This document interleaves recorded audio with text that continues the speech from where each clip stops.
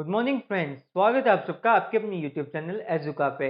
आज हम आपको चाइल्ड पेडागोजी में एक और टॉपिक लेकर आए हैं जिसमें हम आपको प्रिंसिपल्स ऑफ डेवलपमेंट के बारे में समझाएंगे। हम आपको समझाएंगे कि डेवलपमेंट के कौन से प्रिंसिपल्स होते हैं, किन किन आधार किन किन बेसिक रूल्स पे हमारी डेवलपमेंट को डिफाइन किया गया है। उसके बाद हम आपको लर्निंग के बारे में भी समझाएंगे, लर्निंग और डेवलपमेंट के रिलेशंस के बारे में समझाएंगे, दोनों में क्या रिलेशन होता है। फिर हम ट्विन्स से जुड़े कुछ क्वेश्चंस डिस्कस करेंगे जो एग्जाम में अक्सर आपसे पूछे जाते हैं। तो मतलब हम एग्जाम पॉइंट ऑफ व्यू से और आपके लर्निंग पॉइंट ऑफ व्यू से भी काफ़ी कुछ डिस्कस करने वाले हैं। इसलिए इस वीडियो को ध्यान से देखें।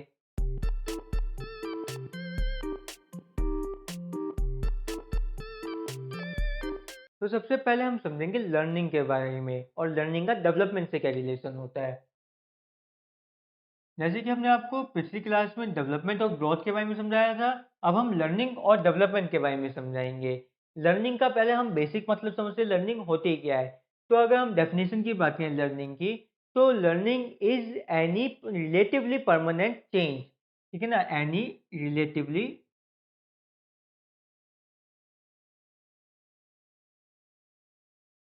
Relatively permanent change that occurs due to our experience और प्रैक्टिस। यानी कि कोई भी रिलेटिव परमानेंट चेंज जो हमारी प्रैक्टिस या फिर एक्सपीरियंस के कारण हमें गेन होता है। ठीक है ना।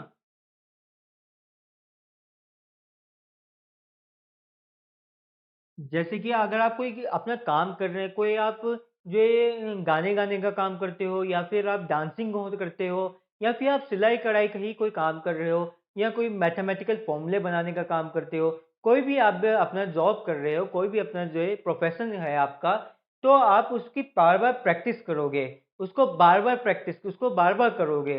अगर आप गा रहे हो तो बार बार गाओगे, सिलाई कर रहे हो तो बार बार सिलाई करोगे, बुनाई कर रहे हो तो बार बार बुनाई करोगे। तो इस प्रैक्टिस से आप उस काम में एक्सपर्ट हो जाते हैं। आपको उस काम की नई नई ट्रिक्स आ जाती हैं कि भैया अगर मैं इस तरीके से ये वाला गाना गाऊंगा तो मेरी ऑडियंस और ज़्यादा खुश हो जाएगी।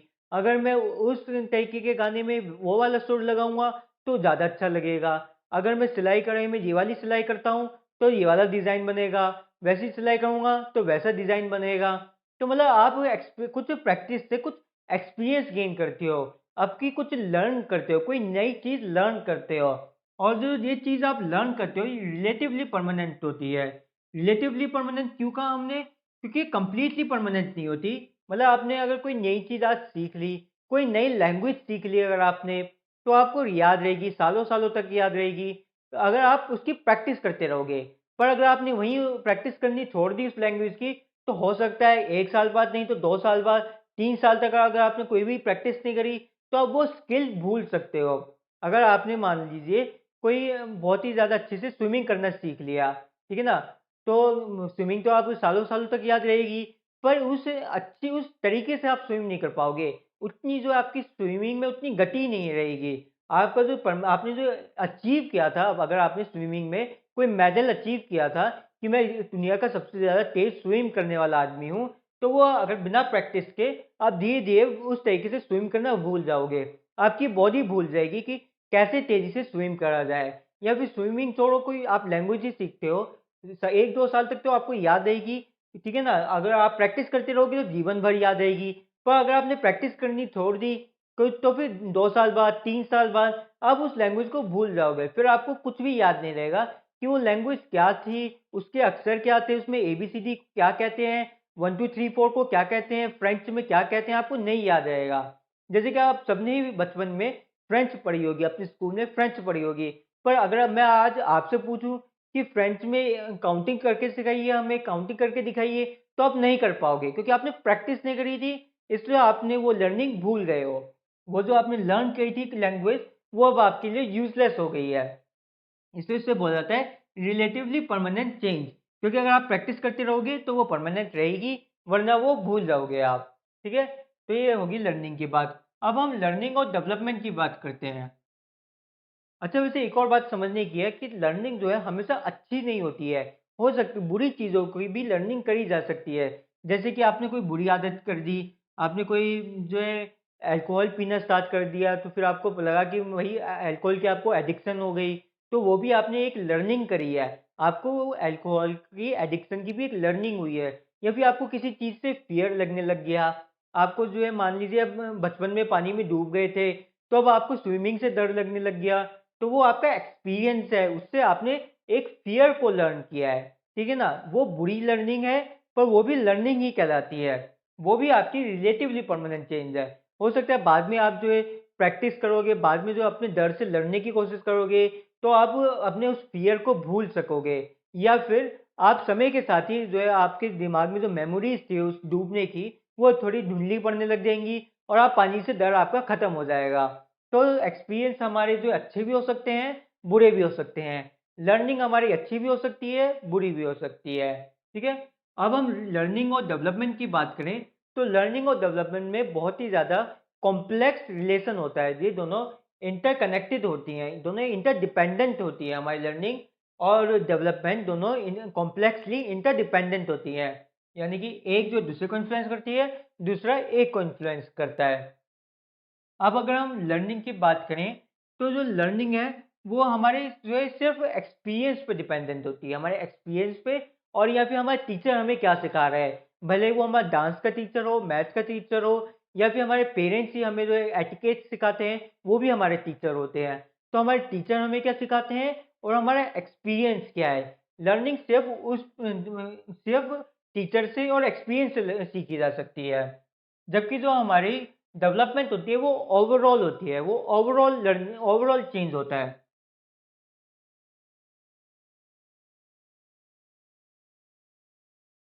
ठीक है ना? वो हमारा ओवरऑल चेंज होता है, जिसमें हमें जो है एक्सपीरियंस भी होता है, प्रैक्टिस भी होती है, और कुछ हमारी फिजिकल ग्रोथ भी होती है। जैसे कि अगर आप जो जैसे कि छोटा बच्चा है, जब वो छोटे बच्चा होता है, तो जो उसको ज़्यादा कोई नॉलेज नहीं होती है, वो सिर्फ बैठना और उठना जानता है। थोड़ा बड़ा होता है, तो उसमें जो है नई-नई चीज़ें सीखने लग जाता है। उसमें जो है तो हार्मोनल चेंजेज़ आने लग जाते हैं, उसका एक्सपीरियंस बढ़ने लग जाता है, उसका टेस्ट बदलने लग जाता है। तो ग्रोथ डेवलपमेंट के जो है ओवरऑल होती है, इसमें फिजियोलॉजिकल भी चेंज आता है और साइकोलॉजिकल चेंज भी आता है हमारा। यानी कि क्या हम सीख रहे हैं वो भी आता है, और क्या हमारी बॉडी अपने आप में हमें सिखा रही है वो भी आता है। तो जो डेवलपमेंट होती है वो ओवरऑल होती है, वो फिजिकल से भी होती है, और हमारी जो है एक्सपीरियंस और इन्वायरमेंट या फिर टीचर से भी होती है। जबकि जो हमारी लर्निंग होती है वो सिर्फ हमारे एक्सपीरियंस से और हमें टीचर क्या सिखा रहे हैं उस पर डिपेंडेंट होती है। ऐसे नहीं है कि अगर आप बड़े हो गए हो तो आपको अचानक से खुद ही कोई लैंग्वेज आ जाएगी। आपको वो लैंग्वेज सीखनी पड़ेगी, आपको वो लैंग्वेज लर्न करनी पड़ेगी। भले आपके टीचर सिखाएँ या आपके पेरेंट्स सिखाएँ, आपको वो लैंग्वेज लर्न करनी पड़ेगी।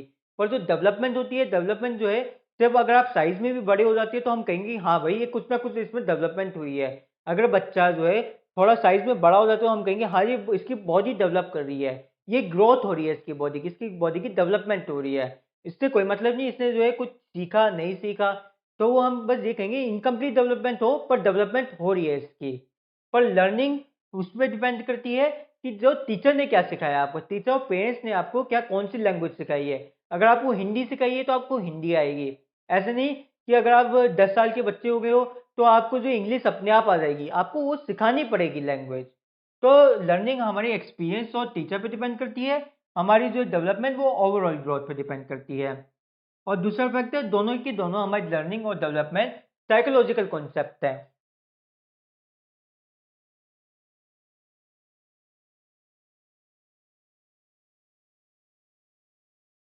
लर्निंग और डेवलपमेंट दोनों ही साइकोलॉजिकल कॉन्सेप्ट है। लर्निंग कैसे साइकोलॉजिकल है? क्योंकि दिमाग से खेल रहे हैं हम जो भी चीज़ सीखते हैं वो दिमाग में रिटेन करते हैं, जो भी नई एक्सपीरियंस लेते हैं सब कुछ हमारे ब्रेन में स्टोर होता है। और डेवलपमेंट डेवलपमेंट तो दोनों ही बहुत फिजियोलॉजिकल और साइकोलॉजिकल होता है हमारा, क्योंकि अगर हम बॉडी से डेवलप करते हैं तो वो भी हमारी डेवलप कहलाती है। अगर हम मैच्योरिटी गेन करते हैं, इमोशनल डेवलपमेंट होती है हमारी, या फिर हमारी कॉग्निटिव डेवलपमेंट होती है, तो उसे भी डेवलपमेंट कहते हैं, और वो ब्रेन से डिपेंड करती है। तो हमारा दोनों ही लर्निंग और डेवलपमेंट साइकोलॉजिकल कॉन्सेप्ट है। जो लर्निंग है ओनली साइकोलॉजिकल कॉन्सेप्ट है, और डेवलपमेंट बहुत साइकोलॉजिकल एंड फिजियोलॉजिकल कॉन्सेप्ट है। ठीक है ना? जो डेवलपमेंट है हमारा बहुत फिजिक्स से भी फिजियोलॉजिकल भी होता है, यानी कि हमारी बॉडी पे डिपेंड करता है, और हमारे ब्रेन पे भी डिपेंड करता है। तो हम ये कह सकते हैं डेवलपमेंट हमारा साइकोलॉजिकल भी है, ठीक है, और फिजियोलॉजिकल भी है। तो ये हो गया हमारा दूसरा इनके दोनों के बीच में रिलेशन। तीसरा हो गया कि जो हमारे ये लर्निंग और डेवलपमेंट में टू वे कम्युनिकेशन होता है। अर्थात लर्निंग डेवलपमेंट को इन्फ्लुएंस करती है और डेवलपमेंट हमारी लर्निंग को इन्फ्लुएंस करती है। इन दोनों के बीच में ही टू वे कम्युनिकेशन होता है। जैसे कि हम कोई चीज़ नई सीख रहे हैं, कोई नई लैंग्वेज सीख रहे हैं, कोई नई एटिकेट सीख रहे हैं, तो हमारे अंदर मैच्योरिटी आती है, ठीक है ना? हमारा जो है इमोशनली हम स्ट्रॉन्ग बनते हैं, हम जो है सोशली स्ट्रॉन्ग बनते हैं, कोई नई चीज़ सीखेंगे तो नए दोस्त बना सकेंगे, ठीक है ना? ये सब के सब हमारे डेवलपमेंट के हिस्से होते हैं। तो अगर आपने कोई लर्निंग करी है, तो लर्निंग अगर आपने अच्छे से कोई नई चीज़ लर्न कर रहे हो, तो आपकी डेवलपमेंट भी अच्छे से हो पाएगी, आप मैच्योरिटी भी अच्छे से गेन कर पाओगे। उसी प्रकार अगर आपकी बॉडी की अच्छी से डेवलपमेंट हुई है, तो आप लर्निंग भी अच्छे से कर पाओगे। फॉर एग्ज़ाम्पल जो हमारा 2 साल का बच्चा है, वो सिर्फ़ लैंग्वेज ढंग से नहीं बोल पाता है, वो जो है अभी-अभी नया-नया चलना सीखा है 2 साल का बच्चा, पर वो जब थोड़ा बड़ा होगा, जब वो जो है मान लीजिए 3-4 वो 4-5 साल का होगा, तो वो लैंग्वेज में प्रोफिशिएंसी हासिल कर लेगा, ठीक है ना? और 6 साल का होगा, तो उसके फाइन मोटर स्किल्स भी अच्छे हो जाएँगे, वो लिखना अच्छे से सीख जाएगा, ड्राइंग करने लगेगा, नए-नए स्किल सीखने लग गया है बच्चा, नए-नए स्किल लर्न करने लग गया है। ये क्यों हुआ है? क्योंकि उसकी बॉडी इस कैपेबल हो गई है। उसकी जो बॉडी इतनी डेवलप हो गई है कि अब वो जो है नए स्किल सीख सकता है, वो ड्राइंग कर सकता है। उसके हाथों में इतनी ताकत आ गई है, इतने जो है स्किल आ गया है कि अब वो ड्राइंग कर सकता है। अगर आप 2 साल के बच्चे को ड्राइंग सिखा दोगे, तो कितनी कोशिश कर लो, ढंग से ड्राइंग नहीं कर पाएगा। वो बस जो है काटा-पीटी करता रह जाएगा और ढंग से ड्राइंग नहीं कर पाएगा। जबकि अगर आप 6 साल के बच्चे को ड्राइंग सिखाओगे, तो वो कितनी भी एक्सपर्टेंसी हो सकती है डिपेंडिंग उसको आप कितनी अच्छे से सिखा रहे हो, कितने अच्छे से उसको टीच कर रहे हो, कितने अच्छे से वो लर्न कर रहा है, ठीक है ना? तो जैसे-जैसे हमारी डेवलपमेंट होती है, वैसे ही हमारी लर्निंग की भी चांसेस बढ़ जाते हैं। जितनी ज़्यादा हम डेवलप होते हैं, उतने ज़्यादा ही हमारे लर्निंग के चांसेस बढ़ जाते हैं। अर्थात both learning and development influence each other.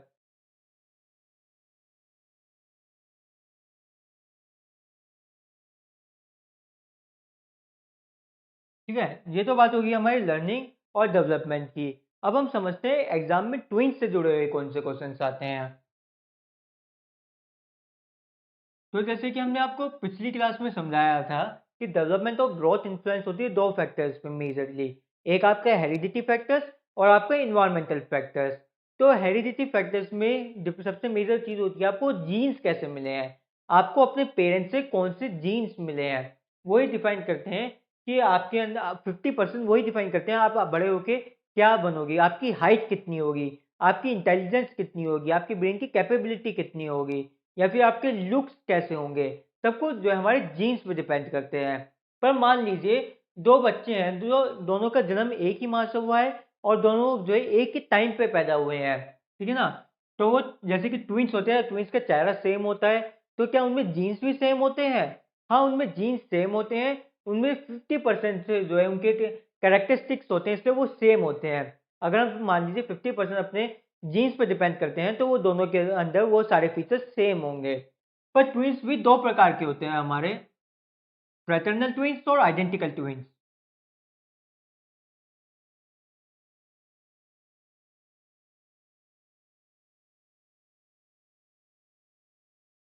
Fraternal हो गया, मान लीजिए फ्रैटर्नल का मतलब हो गया कि जब 2 ट्विन्स एक जैसे दिखाई नहीं दे रहे होते हैं, दोनों के अंदर जो है जीन्स सेम नहीं होते, डीएनए सेम नहीं होता है। अब आप कहेंगे ऐसे कैसे हो सकता है? जब वो एक ही मदर से, एक ही फादर से पैदा हुए हैं और एक ही टाइम पे पैदा हुए हैं, तो उनमें जो है जीन्स भी तो सेम होना चाहिए। तो ये थोड़ा बायोलॉजिकल कॉन्सेप्ट है, मैं आपको ये समझा देता हूँ। एग्ज़ाम में इतना डिटेल में नहीं पूछा जाएगा।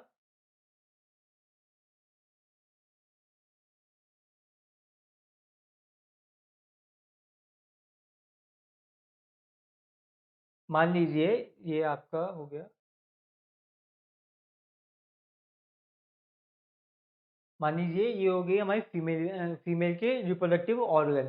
तो इसमें हम जानते हैं कि बच्चा कैसे होता है, जब हमारा जो है जब ओवरी जो है एक एग देती है जो यहाँ पे आके फिक्स होता है, फिर स्पर्म इसको फर्टाइल कर देता है, जिसके बाद ये जाइगोट बनाते हैं, ठीक है ना? इस और वो जाइगोट बाद में जाके जो है बेबी का रूप ले लेता है, वो बड़ा होके जो है सेल मल्टीप्लिकेशन के ज़रिए एक बेबी का जो है रूप ले लेता है, बेबी में इवॉल्व हो जाता है।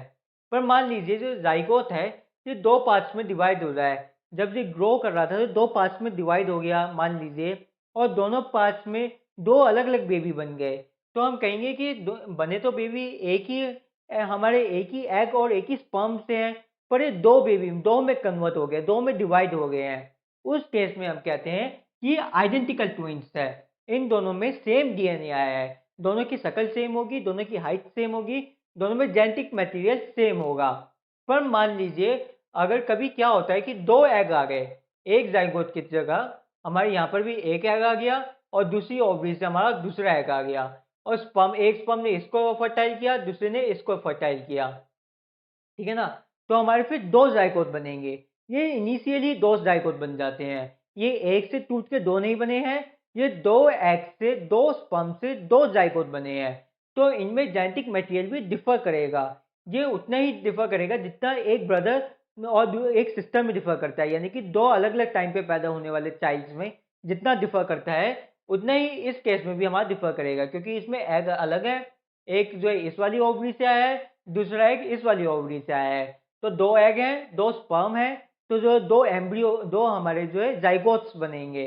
2 ज़ाइगोट्स बनेंगे, तो 2 अलग-अलग बच्चे बनेंगे, दोनों के अलग-अलग फीचर्स होंगे, दोनों की अलग हाइट होगी, दोनों का अलग-अलग नेचर होगा, अलग इंटेलिजेंस होगी, जो कि हमारा जो है चांस पे डिपेंड करता है कैसी होगी। इसलिए हम जो फ्रेटर्नल ट्विन्स होते हैं, उनको ज़ाइगोटिक कहते हैं, जो आइडेंटिकल ट्विन्स होते हैं, उन्हें मोनोज़ाइगोटिक कहते हैं।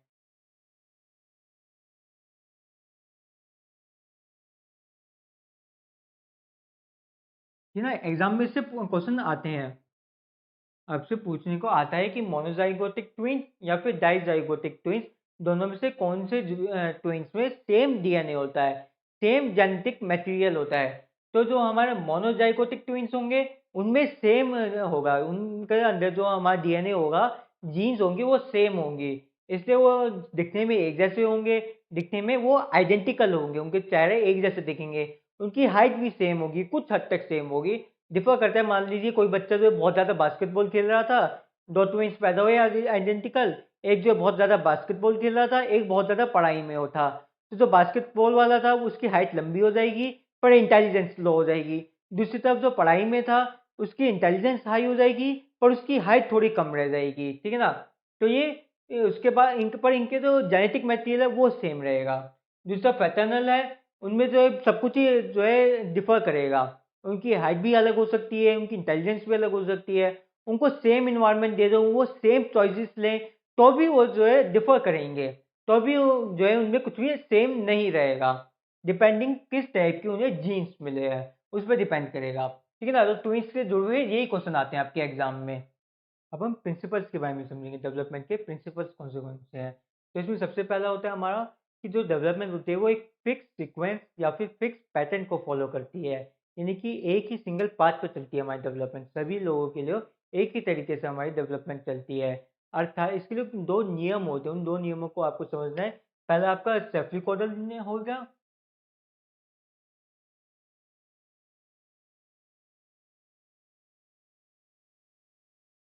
दूसरा प्रॉक्सी मॉडल होगा।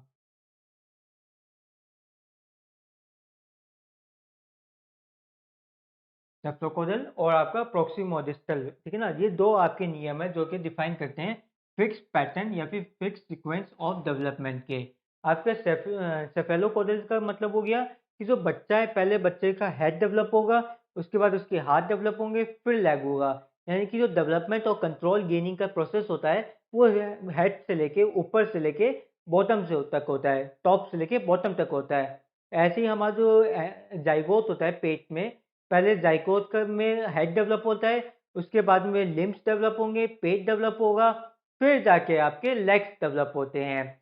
इसलिए जो है पहले हमारा हेड होगा, फिर हाथ होंगे, फिर लेग्स होंगे। इसके एग्जांपल अगर आप देखेंगे, तो जो बच्चा होता है, सबसे पहले बच्चा क्या होता है, जब पहले 2 महीने तक बच्चा सिर्फ जो है रोना जानता है, फेशियल एक्सप्रेशन जानता है। जैसे कि वो बच्चा गुस्सा होके दिखाएगा, रो के दिखाएगा, खुश होके दिखाएगा, आँखें बंद कर लेगा, आँखें खोल लेगा, पर अपने हाथ का ज़्यादा यूज़ नहीं कर पाएगा, कोई भी चीज़ अपने हाथ से पकड़ नहीं पाता। बस उसके अगर हाथ में उँगली दे दोगे तो उँगली पकड़ लेगा, बहुत ही मिनिमम एक्शन करता है हैंड का। फिर 2 महीने के बाद 3-4 महीने में बच्चे के हाथ चलने लग जाते हैं, वो जो है थोड़ा हाथ से चीज़ों को उठा पाएगा, अपनी बोतल को पकड़ लेगा, बोतल जो है निकाल लेगा या फिर झुनझुना उससे खेल लेगा, है ना? फिर उसके बाद अगर 6 से 12 महीने का जो बच्चा होता है, तो उसकी टाँगें भी डेवलप हो जाती हैं, वो घुटनों के बल चलना सीख जाता है, वो जो है अपनी जो पालने में जो है खड़ा हो जाएगा, सब कुछ करने लग जाएगा अपनी टाँग से। तो सबसे पहले हमारा हेड डेवलप हुआ, फिर हैंड, उसके बाद लेग्स, ऊपर से नीचे तक डेवलपमेंट होती है। और जो फिर हमारा प्रॉक्सिमल डिस्टल होता है, प्रॉक्सिमल डिस्टल क्या कहता है?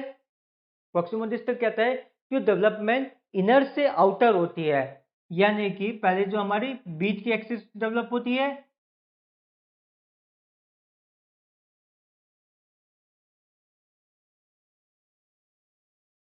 है ना? पहले हमारा बीच का हिस्सा डेवलप होता है, यानी कि जो हम पहले हमारे ब्रेन डेवलप होगा, फिर हमारी जो बीच में स्पाइनल कॉर्ड है वो डेवलप होगी, यानी कि हमारे जो है रिफ्लेक्सिव एक्शन और हमारा ब्रेन डेवलप होगा सबसे पहले। उसके बाद एक्सट्रीम एंड डेवलप होंगे, फिर हमारे हाथ डेवलप होंगे, हम जो अपने हाथ हिलाना सीखेंगे, फिर उंगलियों पे हमारा कंट्रोल हो जाएगा। मतलब पहले जो है सेंटर में डेवलपमेंट होगी और फिर एक्सट्रीम एंड में डेवलपमेंट हमारी जाती है, ठीक है ना? तो हम कह सकते हैं कि प्रॉक्सिमल डिस्टल कहते हैं हमारा कि सेंटर टू आउटवर्ड्स डेवलपमेंट को दर्शाता है।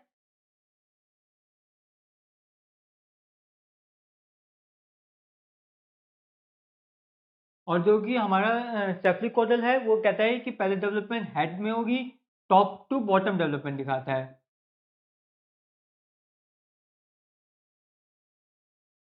ठीक है, तो ये एग्जाम में पूछे जाते हैं, आपको ये याद रखना होगा कि सेफेलोकोडल हमारा कहता है कि टॉप टू बॉटम होगा, प्रॉक्सिमोडिस्टल कहता है हमारा कि पहले सेंटर में डेवलपमेंट होगी, उसके बाद आउटर एंड पे या फिर एक्सट्रीम एंड पे हमारी डेवलपमेंट होगी, और हमारा कंट्रोल भी इसी सीक्वेंस में हमें कंट्रोल मिलेगा अपनी बॉडी का।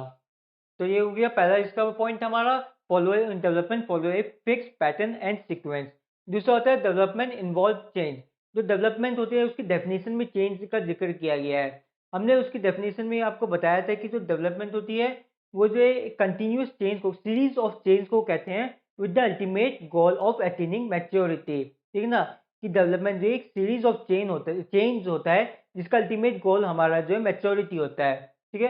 तो ये हम पूरे जीवन भर अपनी जो है डेवलपमेंट करते रहते हैं, बॉडी में कुछ ना कुछ डेवलप करते रहते हैं। वो बात अलग है कि जो हमारी इन्फेंसी होती है, इन्फेंसी की जो स्टेज होती है, 0 से जो 2 साल की उम्र होती है, उस उम्र में सबसे ज़्यादा हाईएस्ट रेट ऑफ डेवलपमेंट होती है, हाईएस्ट ग्रोथ रेट भी होती है और मेंटल ग्रोथ रेट भी होती है हमारी। ठीक है? तो इन्फेंसी में सबसे ज़्यादा डेवलपमेंट होती है।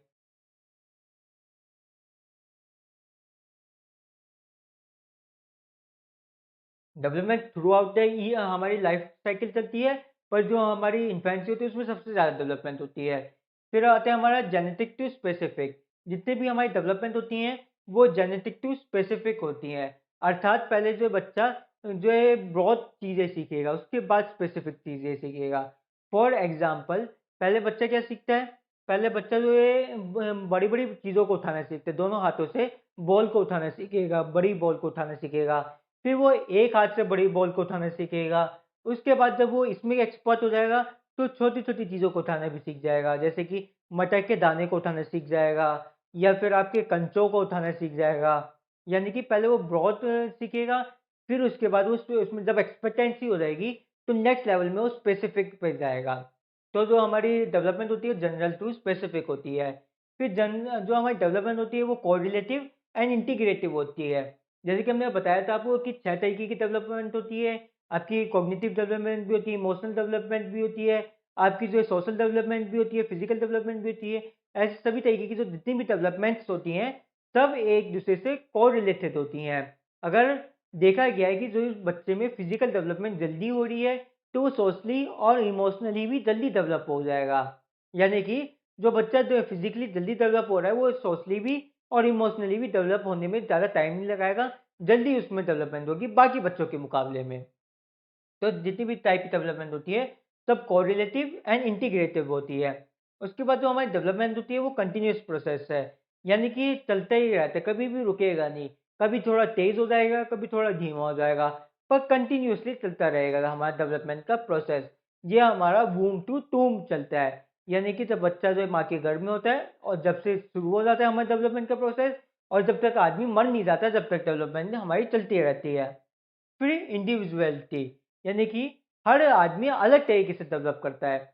कोई बच्चा है हमारा, वो उसकी जो है फिज़िकली बहुत ज़्यादा डेवलप कर रहा है, ठीक है ना? इमोशनली और मेंटली भी करेगा, वो तो इमोशनली और सोशली भी डेवलप करेगा, पर वो इतना ज़्यादा डेवलप नहीं कर रहा, मान लीजिए कि मतलब इतनी कोई ज़्यादा इतनी ज़्यादा एक्सपर्टेंसी नहीं आ रही उसकी। जिस तरह कोई बच्चा है, उसको वो फिज़िकली इतना डेवलप नहीं है, पर उसमें दिमाग बहुत तेज़ है।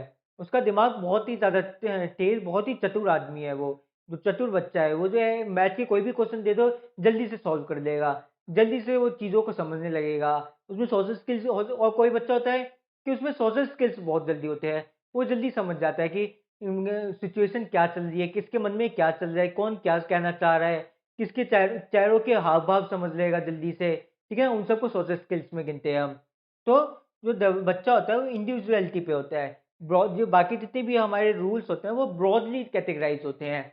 जैसे कि हमने ब्रॉडली बताया था कि जो है बच्चा फिजिकली डेवलप होता है, उसके इमोशनल और सोशल स्किल भी डेवलप हो जाएंगे। पर पर आगे एक लिमिट पे आने के बाद फिर उस बच्चे पे डिपेंड करता है वो किस डायरेक्शन में जाना चाहता है। अगर वो बच्चा जो है अपनी मेंटल पे अपने जो है काम दिमाग पे ज़्यादा फोकस करेगा, तो उसकी कॉग्निटिव डेवलपमेंट ज़्यादा होगी। दूसरी तरफ अगर वो खेल कूद में ज़्यादा है, तो उसकी फिजिकल डेवलपमेंट ज़्यादा होगी। फिर different rate of different body parts जो डेवलपमेंट होती है पूरी बॉडी में सेम नहीं होती है। हमारे जो है कोई पार्ट जल्दी डेवलप होता है, कोई पार्ट लेट डेवलप होता है। जैसे कि आपने वो कहावत सुनी होगी, जो बच्चा होता है, बच्चे का ब्रेन होता है, वो 6 से 8 साल की उम्र में फुली डेवलप हो जाता है। 6 से 8 साल की उम्र में 95% अराउंड जो हमारा ब्रेन फुल्ली डेवलप हो जाता है। उसके बाद जो हमारे ब्रेन में डेवलप होने की कोई भी गुंजाइश नहीं रहती है, बस उसके अंदर जो है अब इंफॉर्मेशन स्टोर करने की बहुत गुंजाइश होती है। तो 6 से 8 साल की उम्र में हमारा जो पूरा ब्रेन पूरी तरीके से डेवलप हो जाता है, पर जो हमारी लेग्स और हमारी आर्म्स हैं, हमारे हाथ और पैर हैं, इनको फुली डेवलप होने के लिए एडोलसेंस लग जाती है। एडोलसेंस यानी कि अर्ली एडोलसेंस यानी कि 12 से 13 साल के आसपास की एज में हमारे हैंड और लेग्स पूरी तरीके से डेवलप होते हैं। 12 साल में हमारी जो है एडोलसेंस स्टार्ट हो जाती है, और 12 से 13 साल को हम जो है अर्ली एडोलसेंस कहते हैं। तो इस उम्र में हमारे हैंड्स और हमारे लेग्स यानी कि हमारे लिम्स जो है अर्ली एडोलसेंस में डेवलप होते हैं, जबकि हमारा ब्रेन जल्दी डेवलप हो जाता है। ठीक है ना? ये हमारा जो है स्टेपली कोडल नियम को भी रिप्रेजेंट कर रहा है। ये हमारा स्टेपली कोडल नियम को भी रिप्रेजेंट कर रहा है, क्योंकि पहले हमारा हेड डेवलप हो रहा है टॉप, उसके बाद में हमारे जो है हैंड्स और लेग्स डेवलप हो रही है। ठीक है? तो different rate for different body parts. उसके बाद जो डेवलपमेंट होती है स्टेज बाय स्टेज होती है। फिर कुछ और प्रिंसिपल है हमारे डेवलपमेंट के। Development follow stage by stage, यानी कि डेवलपमेंट एक फिक्स प्रोसेस है जिसमें पहले एक स्टेज आती है, फिर दूसरी स्टेज आती है। आपको एक बाय एक स्टेज को पार करना होगा। ऐसा नहीं कि आप कोई स्टेज को छोड़ दोगे, जंप कर दोगे। यानी कि पहले आप इन्फेंट होंगे, इन्फेंसी की स्टेज से जाओगे, उसके बाद अर्ली चाइल्डहुड की, फिर लेटर चाइल्डहुड की। सीधा आप जो है अर्ली चाइल्डहुड को छोड़ के लेटर चाइल्डहुड में नहीं जा सकते हैं। जैसे कि इन्फेंसी में हम जो है सिर्फ बैठना और चलना सीखते, बैठना और खड़ा होना सीखते हैं, और हमारी जो अर्ली चाइल्डहुड में हम जो है अपने जो है बॉडी का कोऑर्डिनेशन सीखते हैं, टॉयलेट ट्रेनिंग सीखते हैं, या फिर हम चलना सीखते हैं और दौड़ना सीखते हैं। तो ऐसा नहीं कि आप दौड़ना बाद में सीखो, चलना बाद में सीखो, बाकी चीज़ें पहले सीख लो, खेलना जल्दी सीख जाओ। ठीक है? लेटर एज में जो हम कॉम्प्लेक्स गेम खेल सकते हैं वो आप पहले ही सीख जाओ, ऐसा नहीं होता। पहले आपको चलना सीखना होगा, उसके बाद ही आप दौड़ सकोगे, उसके बाद ही आप फुटबॉल खेल सकोगे। ठीक है? तो जो हमारी जो भी हमारी जो डेवलपमेंट होती है स्टेज बाय स्टेज होती है। और फिर होते हैं हमारे development, early development is more important than later development. यानी कि जो बचपन में आपको जितनी डेवलपमेंट हुई थी उसका ज़्यादा इन्फ्लुएंस होगा बजाय कि आपने बाद में कैसी डेवलपमेंट करी। अर्थात यानी कि अगर आप बच्चे को जितना अच्छा न्यूट्रिशन दिया गया है बचपन में, जो हमारे इन्फेंट है उसको कितने अच्छे से खाना दिया गया है, उस पर डिपेंड करता है कि आगे जाके उसकी फिजिकल बॉडी कैसी बनेगी। क्या वो उसको विटामिन अच्छे दिए गए थे तो उसकी इम्यूनिटी स्ट्रांग होगी, क्या उसको जो प्रोटीन अच्छा दिया गया था तो उसकी हाइट अच्छी होगी, ठीक है ना? कैसे उसको खाना दिया गया था, या फिर सोशली उसको कैसे रखा गया था, क्या घर में उसको अच्छे से अटेंशन मिलती थी, क्या घर में सब उसकी सुनते थे, उसको जो है ज़्यादा बाकी अपनी उम्र के बच्चों से मिलने का मौका दिया गया कि नहीं दिया गया, उस पर डिपेंड करेगा कि आगे जाके उसके सोशल स्किल्स कैसे होंगे। ठीक है ना? तो जो अर्ली स्टिमुलस होता है हमारा बच्चे को अर्ली स्टेज में कैसे डेवलप किया गया है, उस पर ज़्यादा इन्फ्लुएंस होता है बजाय कि बाद में उसको कैसे जो है चीज़ें दी गई हैं। अगर आप बच्चे को एडल्टहुड में या फिर एडोलसेंस में अच्छा खाना देते हो या फिर अच्छा सोशल लाइफ देते हो, तो कोई ज़्यादा फ़र्क नहीं पड़ेगा। जो डेवलपमेंट होनी थी वो हो गई, जो ट्रेन छूटनी थी वो छूट चुकी है। ठीक है? तो बच्चे की अर्ली स्टेजेस में ज़्यादा ध्यान देना पड़ता है लेटर के मुकाबले। फिर डेवलपमेंट जो है एक प्रेडिक्टेबल फॉर्म होती है। हम जो प्रेडिक्ट कर सकते हैं कि डेवलपमेंट किस हद तक एक बच्चे में डेवलपमेंट हो गई होगी। फॉर एग्जांपल, अगर आपके सामने 2 साल के बच्चे हैं, 2 साल के बच्चों का एक ग्रुप है, तो आप ये थोड़ी सा अज़्यूम करेंगे कि सबके सब अब मुझे जो एक पोएम रिसाइट करके सुना देंगे। अभी तो उन्होंने भाई लैंग्वेज बस सीखी है। इतनी ज़्यादा बल्कि लैंग्वेज भी ढंग से नहीं सीखी है, अभी ढंग से वो बोलना नहीं सीखे हैं। आप उनसे कोई पोएम सुनवा लोगे तो ऐसे नहीं पॉसिबल है। तो न या फिर पर अगर आपको कोई 12 साल के बच्चों का ग्रुप मिलता है, तो आप सब समझ सकते हो कि अभी तो इन्होंने मैथ में भी थोड़ी बहुत चीज़ें सीख ली होंगी, मैथ भी थोड़ा बहुत बेसिक मैथ कर सकते हैं, कोई भी पोएम भी अच्छे से सुना पाते हैं। आप कोई देखो इसलिए आप प्रेडिक्ट कर पा रहे हो उसकी एज को देख के, कि अब तक ये डेवलपमेंट इस स्टेज तक इनकी पहुँच चुकी होगी कि ये जो है मैथ के बेसिक क्वेश्चन कर पाएँ। पर इतनी हाई नहीं पहुँची होगी कि इंटीग्रेशन और डिफरेंशिएशन कर पाएँ, ठीक है ना? तो इसलिए हम डेवलपमेंट को प्रेडिक्ट कर पाते हैं। फिर 11वां पॉइंट हमारा development is affected by social learning skills, ठीक है? अर्थात कि जो डेवलपमेंट होती है वो इस बात पे डिपेंड करती है कि हमारे आस-पास के लोग कैसे काम कर रहे हैं, क्या कर रहे हैं, कैसे कर रहे हैं। वो इस बात पे डिपेंड नहीं करती कि आप उन बच्चे को अच्छी-अच्छी बातें सिखा दो।